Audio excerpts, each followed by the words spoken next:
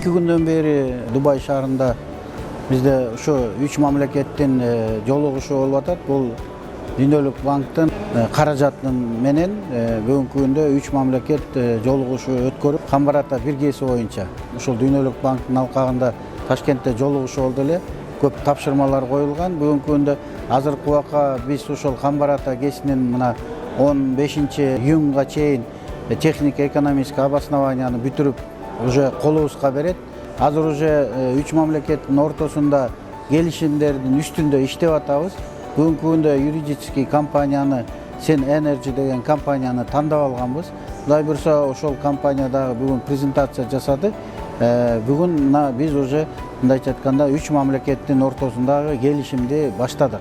Камбарата биргесинде 3 мамлекеттин ортосундагы совместный предприятие ачылышы, жана совет директоровду шайлашы, жана генеральный дирекциясын шайлаганга уже өтүп атабыз.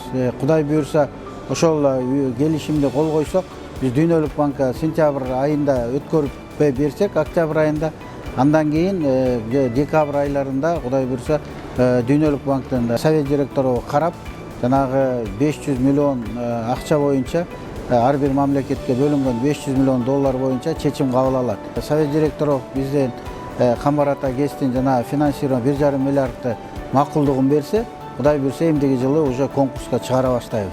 Ошол маселелер боюнча бүгүн талкуулар болду. Dünyalыk Bank бизге ошол 1,5 миллиардты кантип бөлүп берерин графигин айтты.